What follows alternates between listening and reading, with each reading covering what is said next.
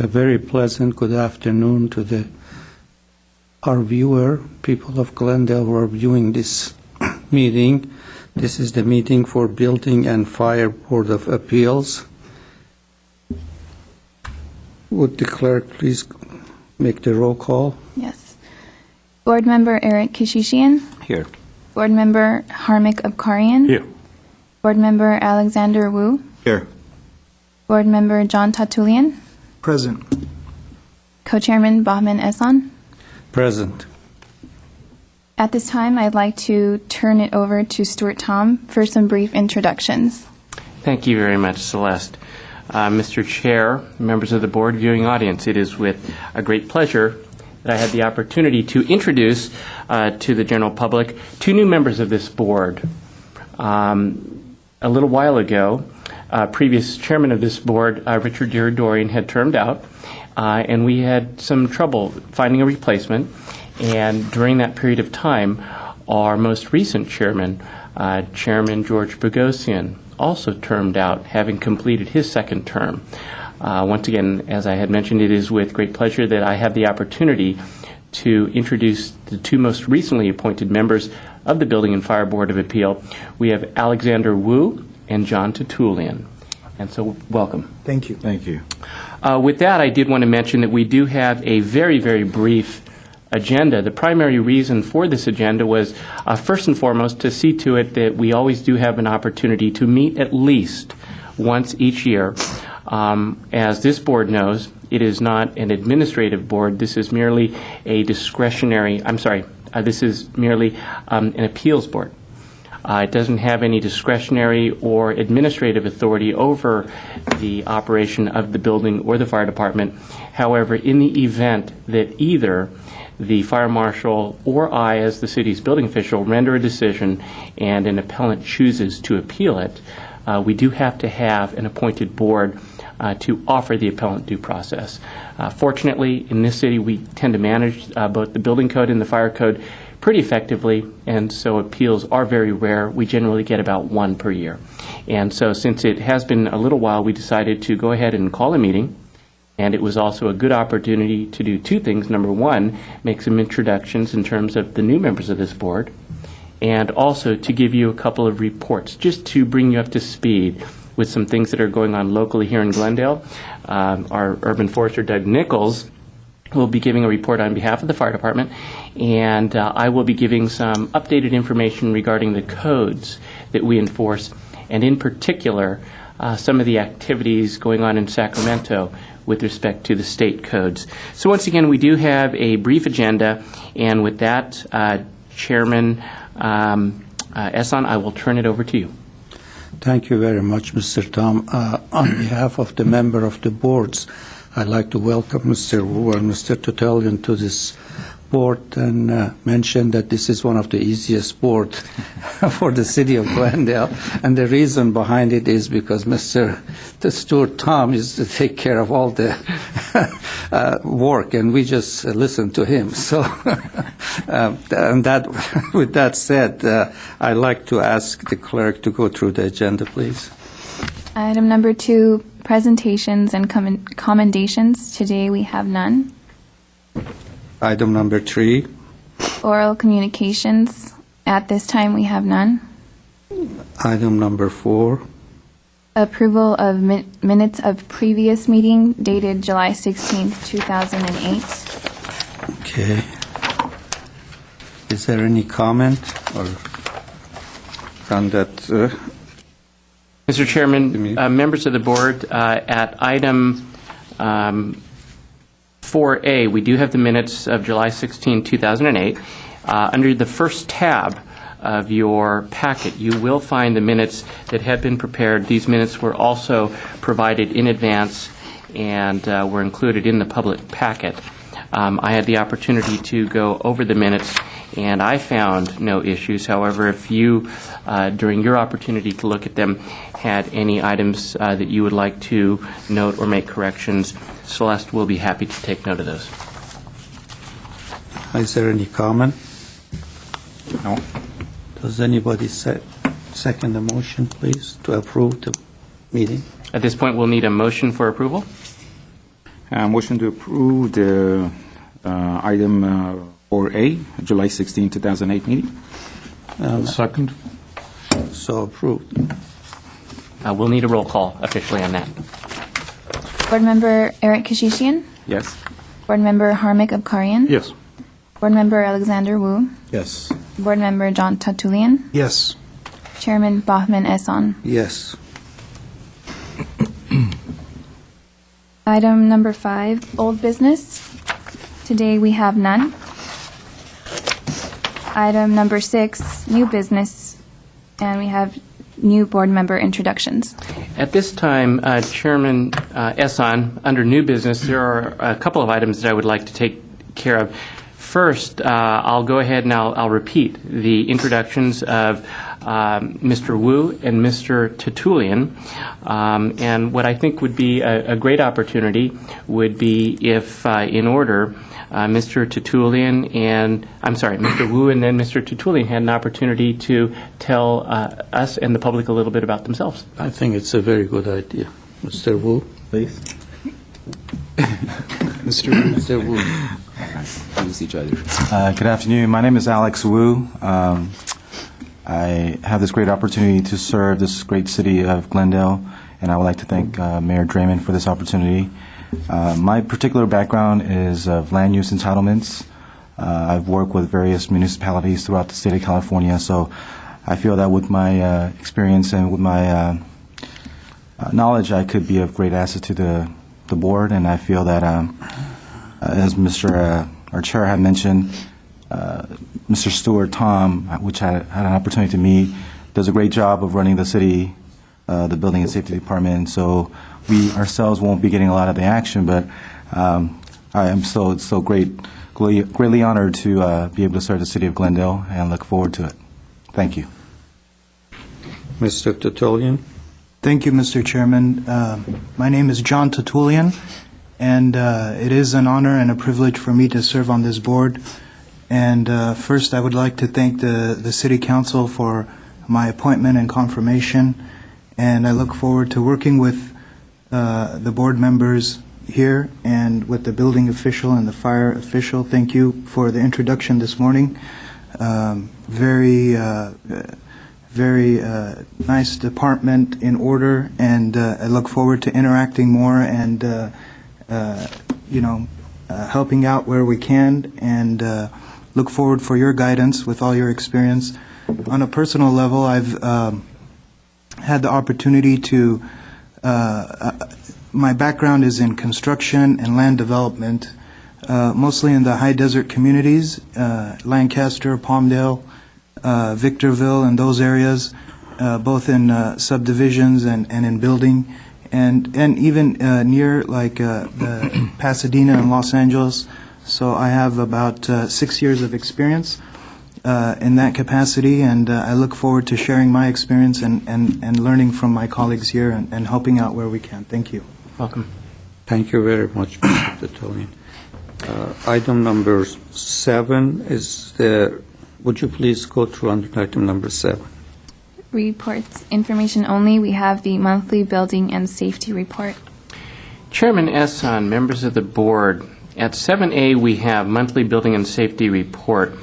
That report generally takes on two forms. Number one is our formal report, which indicates our building activity, monthly income, and so forth, and I will be going over that in a little bit, and that will give you a little bit of an idea of the state of the economy as it has affected the city of Glendale. And also under the building and safety report, that's our opportunity jointly, building and fire, to share with this board some information. And I will be turning it over at a point in the future to Mr. Doug Nichols. I should mention that Fire Marshal Woods was unable to join us today, so Mr. Nichols is filling in. He's done it before, and so he's very, very comfortable in this position. And he does have some items that he does want to share with you with respect to Fire Service Day and other actions going on with the fire department. When he's done, I will finish out the building and safety report by going over some issues regarding the California code updates, in particular where the state is going with respect to the 2010 California Building Code, because believe it or not, 2009, we're already deep into that, and so we will be looking at the 2010 California Building Code series very soon. And then, of course, I will round that out with some information regarding the 2012 International Code. Before I turn it over to Mr. Nichols, let me draw your attention to the third tab in your packet, which is labeled Monthly Building and Safety Report. Under the Monthly Building and Safety Report, you will see the report which was prepared for the month of March 2009. First, what I want to do is I want to draw your attention to the page which is titled Monthly Income Summary. As you know, this is generally a two-page report. One page is the monthly income summary, and one is the building activity report. Under the monthly income summary, as can be expected due to the slowdown in the construction arena, our numbers have dropped quite a bit. At first, it looked like Glendale was not going to feel the impact of the slowing economy as much as some of our neighboring communities, but it has caught up to us. In particular, if you take a look at the first line for building permit activity, if you take a look at the two right columns, the column labeled current year-to-date and previous year-to-date, this will be a very clear indicator of how we are faring this year compared to last year in terms of building permit income. Last year, at this time, and we do work on a July 1st through July 1st fiscal year. So March is getting near the end of this fiscal year, so it is very, very representative of our experience for the past year. If you take a look at previous year to date, you'll notice that in terms of building permit activity, we had $1,212,575 worth of building permit activity. The current year-to-date, however, is only $913,910. So basically what that represents is about a 25% decrease as compared to last year. If you take a look at the bottom, I don't want to go through all of the breakdown for plan check revenues, plumbing, electrical, and mechanical plan check revenues, etc. But if you take a look at the row, which is labeled subtotal column A, that is a very, very clear indicator of the revenue that is brought in by this department that is attributable solely to plan check activity and permit activity. By this time last year, we had brought in just over $3.7 million to the city. This year, we have brought in slightly more than $2.5 million, which represents about a 33% decrease. So whereas the building permit activity alone represented about a 25% decrease, the total revenue brought in by building and safety so far this year is down by about 33%. What's important is if you take a look at the very bottom line on this page, which indicates totals, this takes all of the revenue that is brought in through the building department and it extracts out all of the pass-through fees. We collect a lot of fees for other departments and other agencies that are outside of the city of Glendale. A prime example of that would be the Glendale Unified School District developer fees. We collect those fees, but we deliver all of them to the Glendale Unified School District. And so while there is a line item in the report for the GUSD developer fee, we take that out so that when we take a look at the total at the bottom of this page, it is a very, very good indicator of the revenue that is brought into the city's general fund. This time last year, as we had closed out March of 2008, we had brought in $3,795,565. By the end of March of this year, in contrast, we had brought in $2,500,000 $576,378. That's about a 32% decrease in total revenue that went to the general fund. Now, while that revenue is down, the good news is this. We did have a number of vacant positions that we had left vacant, and actually those positions have been given up in our department's efforts to help out the overall city budget situation.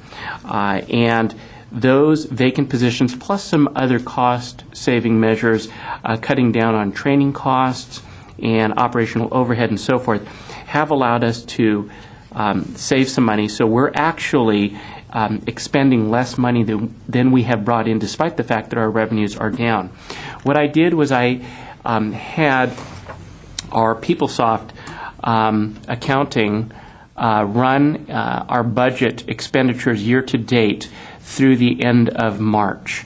And through the end of March, the total expenditures for the building department, and this includes everything, all the way down to office supplies like pens and pencils and paper and so forth. Through the end of March, our expenditures totaled $2,027,767.71. So that $2,027,000 and change compared to our year-to-date income of $2,576,378 actually leaves building and safety with a surplus at this point of $548,000, slightly more than $500,000. So at this point, Building and Safety and the Permit Services Center financially is in very good shape, and we are not draining any money from the city's general fund. But I'm sure that that was an issue that was of concern to this board, and so I did want to be prepared to let you know where we stand with respect to the decrease in revenues and our expenditures to date. And as I said, due to some cost-saving measures on the department's part, we actually have expended a substantially smaller amount so far year to date than we have brought in. The last thing that I want to do before I turn this part over to Mr. Nichols is draw your attention to page 2 of the report at the third tab in your packet. That page is labeled Building Activity Report. This is the portion of the report where we report in terms of the total valuation of projects that we have been looking at, because regardless of how much revenue we bring in, one indicator which shows how healthy the city is what the overall valuation of the work is that is going on. At this time last year, we had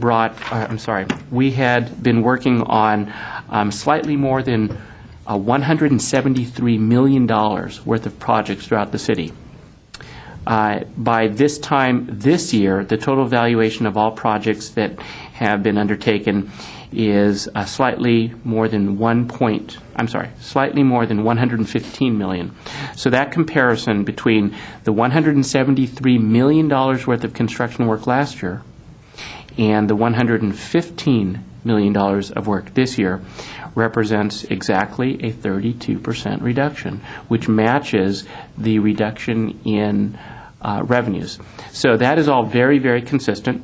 One of the areas that has clearly affected the decrease in construction valuation are the numbers of new single-family dwellings that have been constructed. At this time last year, we had constructed 20 new homes in the city of Glendale. Through the end of March of 2009, we had issued permits for only 10 new homes. So housing starts are down by 50% in the city of Glendale, which is actually doing better than in other cities neighboring Glendale. Other cities have experienced drop-offs much more significantly than 50%. So in that regard, we are a little bit healthier. Apartment units have gone up, whereas last year we had issued permits for the addition of 133 units to our apartment building stock. This year, we had issued permits for 153 units, so about 20 units more. And that's the trend that we're starting to see nationwide. While individual private dwellings are down, apartment construction is up, and that is also reflected here in the city of Glendale. So with that, that's a little snapshot of where we are. While things are slow, we are fairly healthy here in the city of Glendale compared to other cities, and due to our staffing adjustments, we're right about where we should be in the building department and the fire department. And with that, if you have any questions, I would be happy to address them before turning it over to Mr. Nichols. Mr. Tom, according to these numbers, obviously your revenue is down by 30 to 33%, and obviously that reflects the volume of the work that's referred to the building department. Has that affected the services that the building department renders to the public by any means? Is it better, worse, or any effect whatsoever? Chairman Ness, and members of the board, very good question. It would be a concern of anybody to find out, with revenues down, are we having to curtail our services? To the extent that I am able to maintain the same level of service, we are doing that. About the only day that our service levels truly have dropped are Fridays, and that's due to the fact that the city chose to stay open every Friday, and as a result, due to our staffing, we're about half-staffed on Fridays. Our staffing levels are down on Fridays, and so our service is a little bit tighter. Be that as it may, we try to see to it that we do have sufficient staffing levels to serve every customer that walks in through our doors. Our backlog is at a reasonable level right now, and in fact, for those individuals who have asked to take advantage of our Express Plan Check program, we have even reopened up our Express Plan Check for them. So I would say that in general our services are pretty good. Thank you, Mr. Tom. Any question, members of the board? Very good. With that, I will turn it over to Mr. Nichols to tell us what's going on with the fire department. Thank you, Mr. Tom. Gentlemen, thank you all for being here. I know it takes away your afternoon, and we certainly appreciate your time of being here. And while Mr. Tom indicated there's not a monthly need for you to be here, but it's nice to have you when we do need you. And kind of the way I look at it is it's a tool in our toolbox to use when it's the appropriate time. And sometimes just to know that we have some very qualified individuals to serve as an appeals board, it's reassuring to know that we can rely on you when it's that time. And we have had some issues where we've needed your expertise, and we appreciate your being available for that and to have the qualified individuals that we do. So again, thank you for being here. We do work well together. I'd have to say that Mr. Tom and our staff and fire have been shoulder to shoulder on many issues, and we try to understand each other's issues. And it's not very often that we disagree. I think we, obviously, more often than not, see eye to eye on things, and have some good, hearty discussions when perhaps we don't. But again, it's been a good working relationship, and we expect to continue that for some time. With this opportunity, I just wanted to bring you folks up to speed with a couple of things that we have going on at this time. And falling in line with what we just discussed earlier, in fact, you asked Mr. Hassan about the staffing and how that could affect. And we, too, have also had several vacancies that have since been eliminated from the budget. So we have positions that that we had last year that we don't have this year. That were not filled, and so we are without a couple of our inspection staff and an hourly employee that we did have before. But with the demands of the workload, we've been able to stretch out a little bit. We had to reassign a few folks to kind of get them where the needs were, and we've been able to keep up with the demands so far. I've just been recently completing our quarterly report, and we track the traffic, so to speak, at our counter at the fire department. This is how many customers we have on a daily basis. And I kind of use that as a gauge for what type of plan reviews that we're doing and how frequently and the volumes that we have. And we have noticed a drop over the last 3 or 4 months. Each month is a little bit lower. But having said that, I also need to remind you that a year ago this month, we were at the highest peak we have ever been trying to get Americana at Brand up and going. So we were just inundated, and that was probably about 75% of our work. So it was the peak and the most work that we've ever had at the counter. So we've gone from that highest time to now the lowest time within a 12-month span. So it's very interesting to see those numbers. But what I've also found is that there's been still no shortage of work. And so while perhaps there has been maybe not as many customers at the counter, we've seen just a different type of project, perhaps more single-family dwelling improvements and expansions than some of the major projects we had seen last year, some of the major tenant improvement projects. So it'll be interesting to see how the next 6 months or so come into play with the economy and whatnot, but we still have plenty of work, and we are still keeping up with the workload, so I think we're in good position. We'll just see how the next year falls into place. Also, just want to let you folks know, and Mr. Tom, if you could just pass these along. I've got some flyers being handed along. This is a mailing that's actually going to be going out this week to our homeowners in the high fire hazard area, just reminding them that come May 1st, we will begin our annual inspections of the hazardous vegetation in the hillside areas. We have about 12,000 parcels throughout the high fire hazard area, and about 5,000 of those we've identified as needing some attention on an annual basis. And so we will inspect all of them, but typically notify a reduced number. And we mail this flyer out to all 5,000 of those homeowners as a reminder. And in addition, you will likely be seeing a press release go out, and probably in the Glendale News Press either this week or next, reminding folks as well that this is a time to just kind of start gearing up for that. We're in that transition period from the colder weather to the warmer weather. So we commence our inspections in May 1st, and what our target date is by July 1st that we will have looked at all 5,000 of those properties at least once. And then perhaps we need to follow it up with another inspection if we did notify them of some violations. We generally have an excellent cooperation rate with our homeowners. They're usually more than aware of the need. They're just asking for direction. We get about 5% turnover in the ownership, that people just maybe are seeing this for the very first time. And generally, it's just a matter of an educational opportunity to pass this along. They don't refuse to do it. It's just a matter of what to do. So we see that as an educational opportunity. Our fire and engine companies and truck companies do all the inspections. So they're not always out on emergencies. They fill up much of their time with this program. You can imagine trying to inspect 12,000 parcels within a 2-month period can be quite time-consuming. So they do a yeoman's job in that time period, and everybody's very cooperative. It's just a matter of passing all information, and this is a part of that. One other item I'd like to pass out is a flyer advertising our Fire Service Day, which is an annual event we hold in the second Saturday in May, which is a nationwide recognition of the fire service. And you all are welcome to join us at Fire Station 21, where we will have lots of festivities there. It's a great opportunity for families to see Smokey Bear and some other folks like Sparky the Fire Dog. And again, it's a great public education opportunity to let people know what the fire department does. They have tours of the fire station. We have firefighters there. We have pancake breakfasts. Fundraisers for the Quest Burn program is there.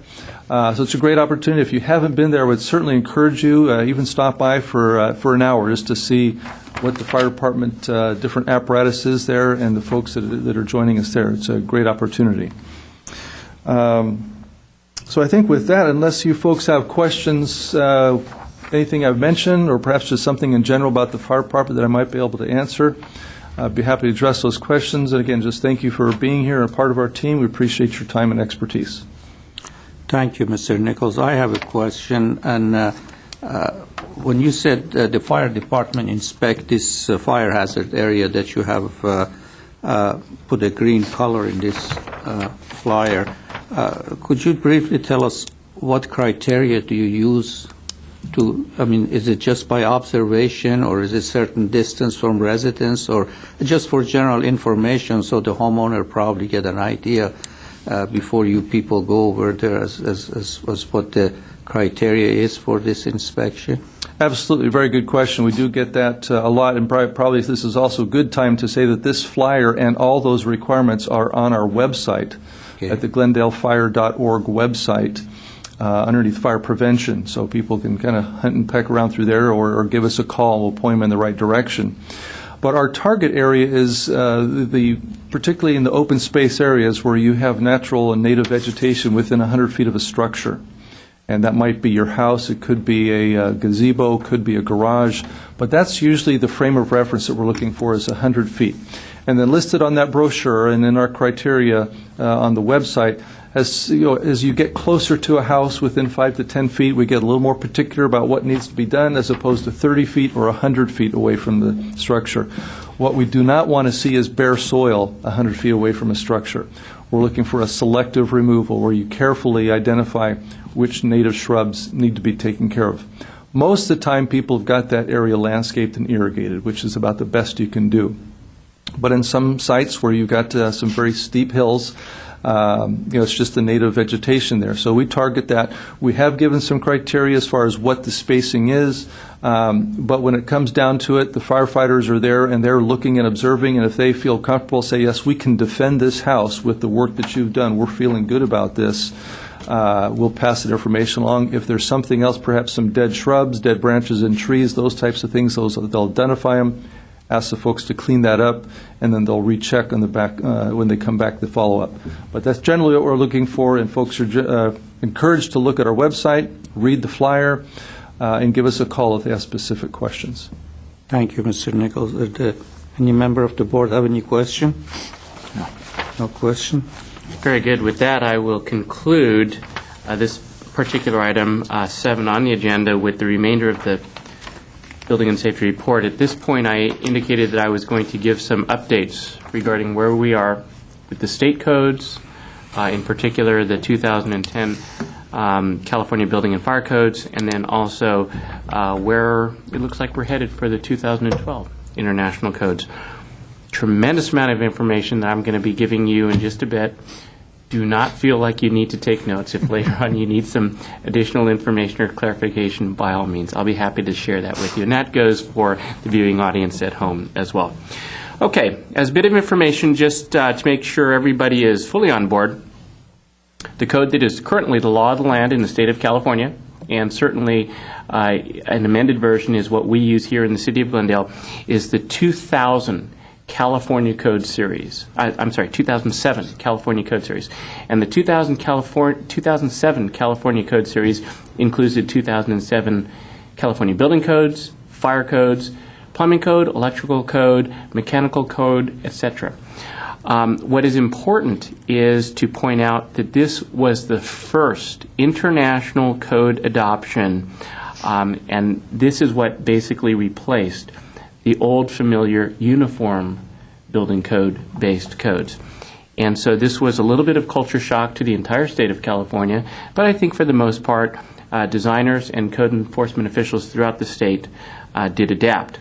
What is important to point out, because there will be a change, is that the current adoption cycle that we're under for the 2007 California Building Code did not include adoption of the International Residential Code, or IRC. While the IRC was looked at very closely by the state, for a number of reasons the IRC was not adopted. And so therefore, what the state had to do for the adoption of the 2007 California Building Code was to very, very heavily amend the 2006 International Building Code, because the International Building Code is not intended to address single and two-family dwellings. So since the 2006 IBC did not have provisions to address one and two-family dwellings, and since the state of California did not adopt the IRC, Housing and Community Development had to heavily amend the 2006 IBC to get those provisions in. As a result, HCD's amendment package during the last state adoption cycle was the second largest of all the different state agencies. State Fire Marshal had the largest adoption package, and HCD had the second largest. There were a lot of California amendments to that 2007 CBC. That took us to our local adoption and in the 2008 Glendale Building and Safety Code, which is what we are enforcing right now, and we will continue to enforce that until the 2010 California Building Code, Fire Code, and other codes are adopted, at which time we will adopt an amended version locally here in Glendale as well. What I would like to point out, because a lot of people have already been affected by this, is that the City Council, in recognition of the hardship that this tough economy has placed on builders and property owners due to the difficulty in getting financing for projects, the City Council took a very, very important action which extended all plan checks for projects that had an active plan check as of September of 2008, so that those plan checks would continue to be valid up through December 31st of 2009. So all projects that would have expired earlier, as long as their plan checks were active as of September 2008, those plan checks will continue to be honored under the old building code, which once again was a UBC-based code. They will remain valid plan checks through the end of this year. That was a huge, huge action and decision taken by the City Council, and there are a number of communities that saw the action that Glendale took, and they have contemplated similar things because plan checks in other communities are stalling. And one of the big issues that a lot of property owners and developers are facing is if that plan check expires, to renew it under a new code could conceivably involve tremendous redesign costs to change those plans to be compliant with the code that is in effect today. And so as a result, the council did take that action. What is important to note is that the council's action affects only plan checks. Permits were not affected by the council action, so therefore permits are still subject to the normal expiration standards under the code, meaning that once a permit is issued, if substantial work is not commenced within 180 days, or if work has commenced and the project lays idle for a continuous period of 180 days or more, that permit is in jeopardy of expiration. It turns out that on a case-by-case basis, I do have the ability to grant permit extensions as well. And so therefore, when individuals have approached me with very special needs, I have given individual consideration to extensions, and I have granted very, very small extensions of time to those projects, just enough time for them to get things in order to move those projects forward. The whole idea here, and this is a balancing act that I as a city's building official have to judge, is that once a project starts, while we do want to help people who may find themselves in economic distress, we have to balance that against the fact that the community may be looking at an ongoing, or worse, an abandoned construction project. And an abandoned construction project is a blight on the community, and it's something that the community should not have to live next to. And so as a result, we are taking those on a case-by-case basis, and if there is just cause, we are granting extensions. But I did want to point out, because a lot of people are aware of the City Council's action, I did want to point out that there is a distinction between the plan check and the permits. Okay. The next thing that I would like to point out, because a lot of people are unaware of this, is that while we are currently working under the 2007 California Building Code and the related codes, a California supplement was passed by the California Building Standards Commission. What is important is there is a bulletin, and if you don't have a copy of this bulletin or are interested, you can get a copy. It is the California Building Standards Commission Bulletin 09-01. That bulletin was issued by the Building Standards Commission on January 14th of this year, so just a couple months ago. And that bulletin does have some very, very valuable and important information regarding some changes that you should be aware of if you either design projects under the California Code or you enforce that code. If you would like to get a copy of Bulletin 09-01, it is available at the Building Standard Commission's website, which is www.bsc.ca.gov. Once again, that's www.bsc.ca.gov. There you can download a copy of that bulletin and find out what the changes are with respect to the code that you may have purchased if you don't have all of the updates. Now, the changes basically fall into two categories. Some of you may have already received the blue errata sheets, which for the most part include printing errors. Those were issued right away, and those took effect immediately because those were deemed to be non-substantive, and they corrected just some anomalous printing issues. However, there were some other changes that took effect that are identified in the bulletin, and they were approved by the Building Standards Commission. They will take effect very, very soon. The effective date of the new changes due to the rulemaking cycle is August 1st of 2009. So that's in just a couple of months. There will be some changes. Of notable importance in those changes are a California Green Building Code.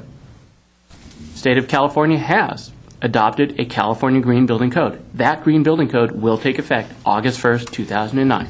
So you better be ready for it. Okay? Here's just a little bit of information on the California Green Building Code. Once again, it does take effect August 1st, 2009. At this time, there are 7 green building standards that you can expect to become required as of that date. Just 7. The Green Building Code itself is actually a fairly lengthy document with a lot of standards. Most of the standards, however, are strictly voluntary at this time. So come August 1st, only 7 of those standards will be mandatory. The good news is this. Those 7 standards are essentially standards that are already codified in other provisions of the code. So if you are thoroughly experienced and versant in the code, you probably will not have any problems complying with the Green Building Code. If you're not really familiar with all aspects of the entire Title 24 code family, you will definitely want to take a look at the Green Building Code to find out what those 7 building standards are to make sure that you do not miss anything. In 2010, which is when the next California Code cycle completes its work, and that will have an effective date of January 1st of 2011. The remainder of the mandatory standards of the Green Building Code will take effect. There are 17 provisions that are very important that you will want to become acclimated to, among with various other voluntary standards, but there will certainly be 17 mandatory standards that you will want to become familiar with. Now, because the Green Building Code is so new and there has been no training to date available anywhere on the California Green Building Code, because this is going to be the first time that the Green Building Code has been rolled out anywhere, there are various organizations that are trying to get some training available. This training, if seats are available, will be made available and open to the general public as well. But due to the fact that CALBO, the California Building Officials, is the organization that is spearheading the development of some Green Building Code training, in all likelihood, seat availability will be given first to building plan checkers, building inspectors, code enforcement officials, and individuals that are very closely affiliated with building departments. Certainly, as members of this board, that's one of the privileges that you would get. You would be considered to be associated with the building department, and once the dates of the Green Building Code training are available, if you are interested in registering for that, I can find a way to get that information available to you. Last thing that I want to talk about with respect to Green Building Code matters is that the Green Building Code is exactly that. It's a code. It's not a rating system. Many of you may be familiar with the term LEED, Leadership in Energy Efficiency Design. That is a rating system, and there's a difference between a code and a system. With respect to the California Green Building Code, as with all codes, once you meet certain minimum standards, you are deemed to be in compliant. Either you are considered to be somewhat green or you are not. The code will not help you distinguish between which code is greener than another code. It will merely indicate whether or not you meet the minimum standards set by the state. LEED, in contrast, is not a code. It's a rating system.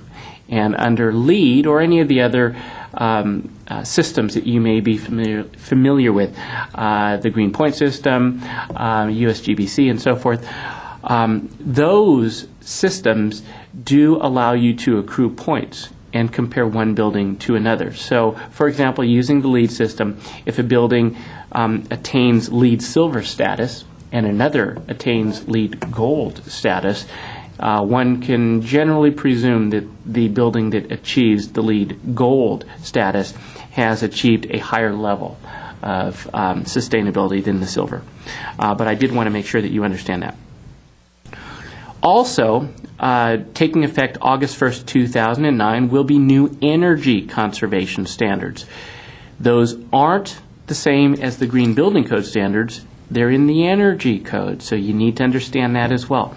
There have been some significant changes in the energy conservation standards that will be imposed after August 1st. So if you do design or code enforcement, you need to be aware of that as well. The State of California Energy Commission has been doing a very, very good job of getting the word out and getting training out. And for the most part, the training that they've been provided has been extremely thorough, and they've been doing it free of charge. So that is good news. The next time there is any training in this area, if any of you are interested, I'll make those dates and locations known to you so that you can attend those as well. And as I mentioned, those have been provided for free.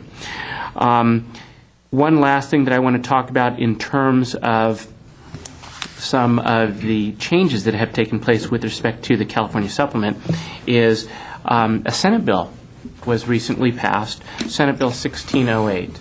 Senate Bill 1608 is the bill which has now required that all building departments have at least one individual who is certified as a certified access specialist. In order to attain CASP certification, as it's referred to, individuals have to take a very, very rigorous closed book test. It is so rigorous that I understand that the passing rate is in single digit percentage. It is that low. In addition to that, it is very, very costly to become certified. This was passed legislatively, and as a result, it is an unfunded mandate. Every local jurisdiction, and Glendale is no exception, is now required by law to comply with this. It will cost at least $1,600 per individual to attain this certification. And so if you have a department the size of my building department and you have a number of plan checkers and inspectors, and every single one will need to attain CASP certification, it will be costly. Unfortunately, I do not have a choice. Neither does Mr. Kashishian or the City of Beverly Hills. It is the law of the land now. The magic date for this is July 1st, 2010. So there is little more than 1 year for every building department in the state of California to comply with this law. And it will be difficult and it will be expensive. Okay. Now moving on to the state 2010 code, just to let you know where we are with that. Once again, the next California rulemaking cycle will conclude with the adoption of the 2010 California Building Code, and this time the IRC will be adopted. that has already been announced. The express terms are already published. They are available on HCD's website, and it's a pretty big package. I've got a copy of it. It's about 50 pages worth of amendments. Some of them are rather complex as well. So if you are interested, take a look at that. With respect to the adoption of the IRC, I do want to point out, however, that HCD is only adopting the building portion. The trade portions are not being adopted.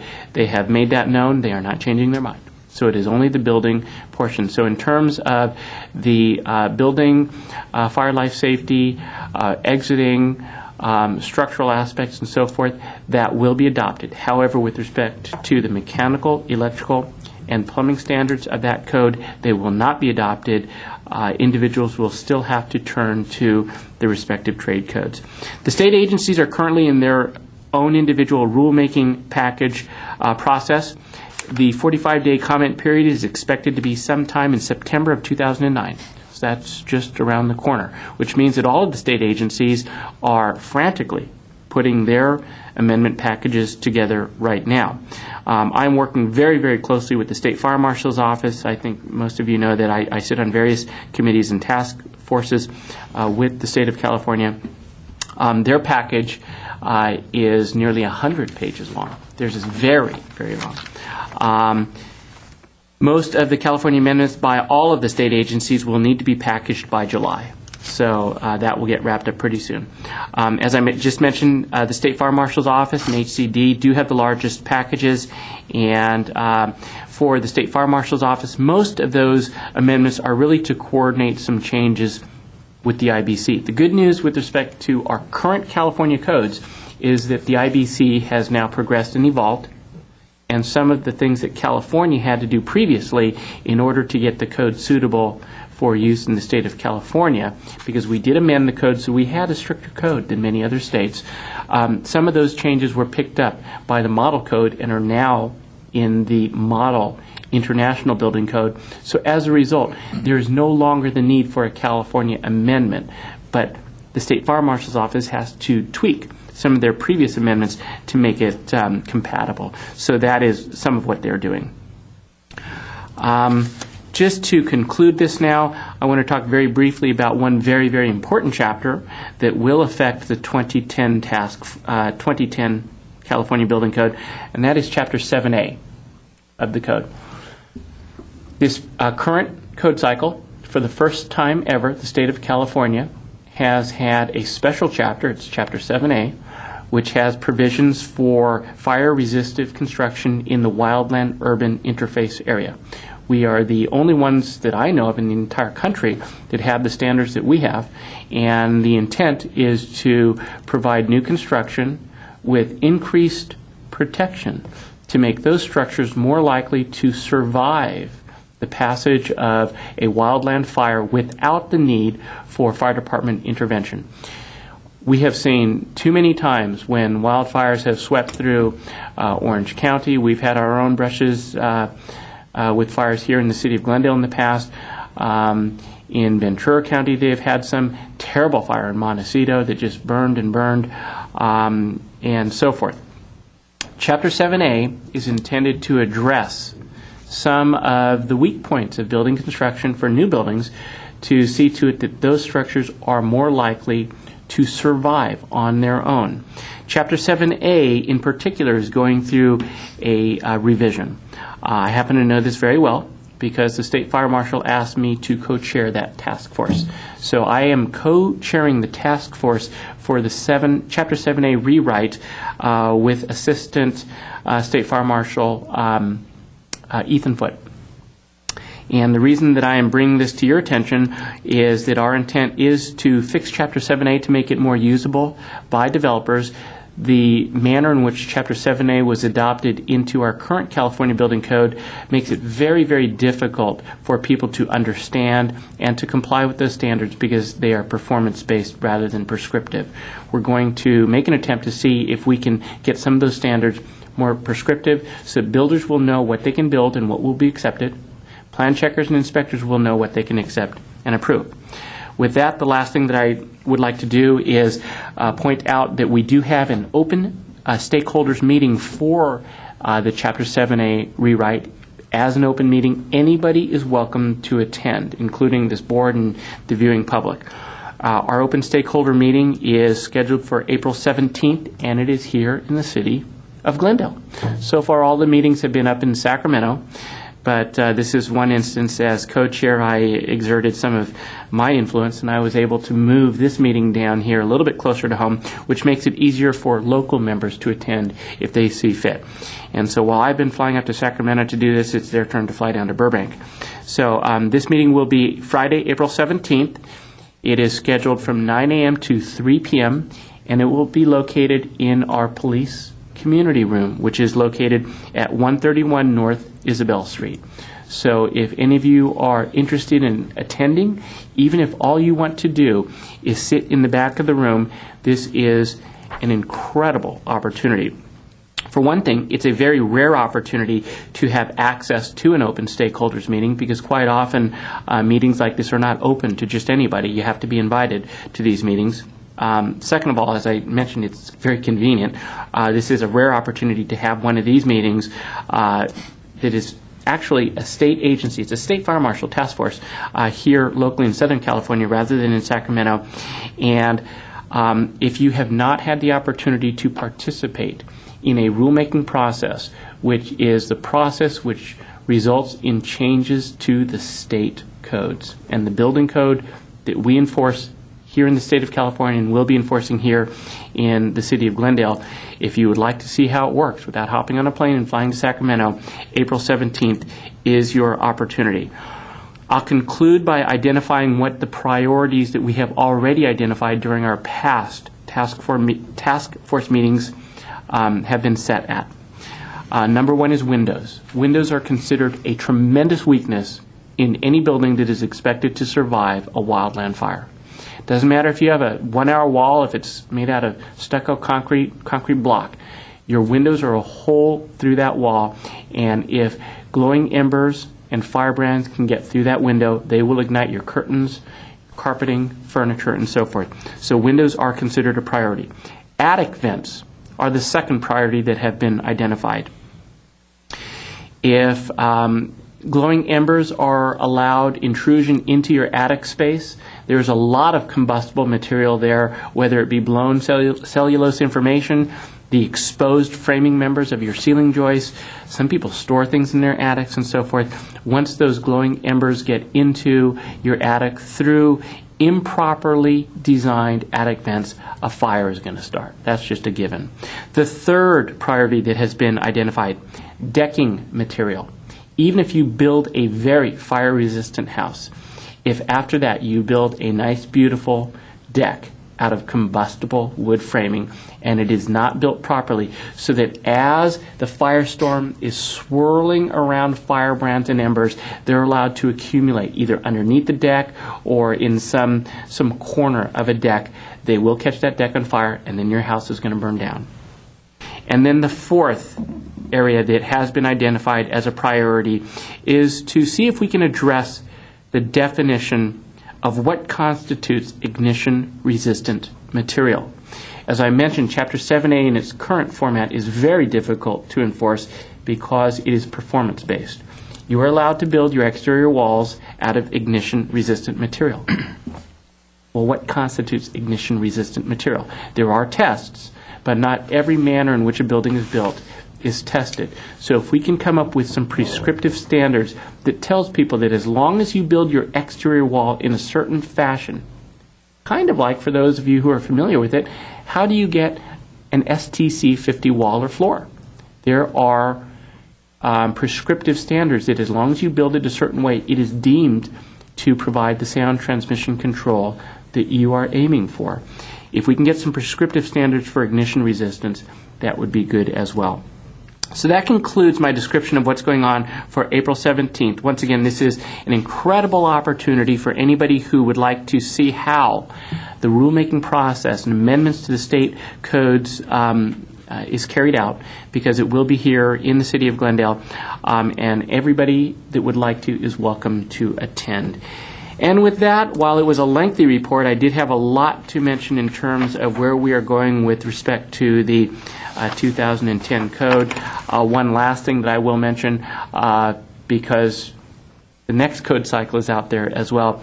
The 2012 International Model Code is the code that we are currently working on, and the proposed amendments for that need to be submitted no later than, I believe the deadline has been extended to June of this year. So there's a little bit more breathing room, and that will be discussed at the open code development hearing that will take place in Maryland this year in September. And with that, that concludes my detailed report. And if you have any questions, I would be happy to address them. If the information I gave is a little bit overwhelming and you would like to have me follow up with it later on, I'd be happy to do so. Thank you very much, Mr. Tom, for a very comprehensive report.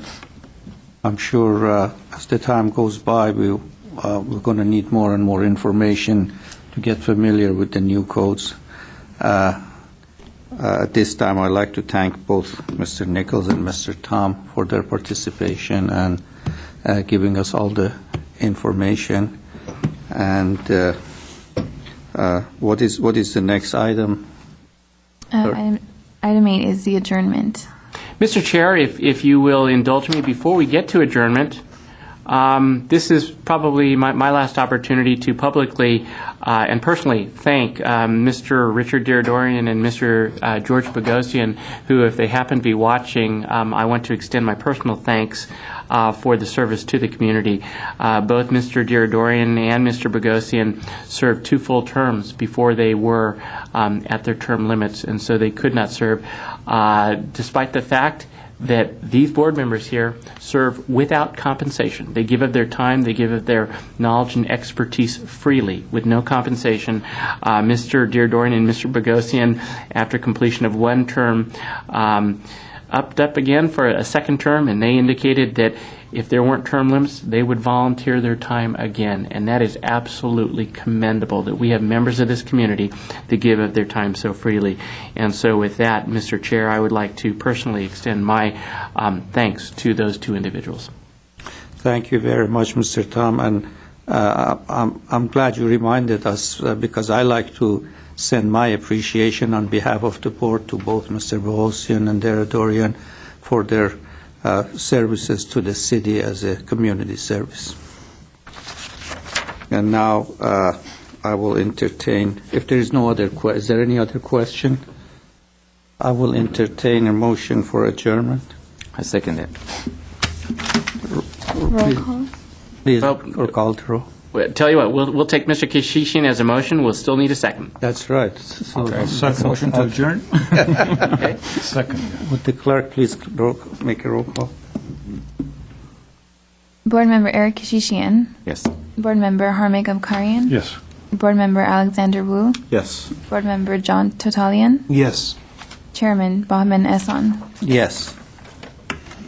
The meeting is adjourned.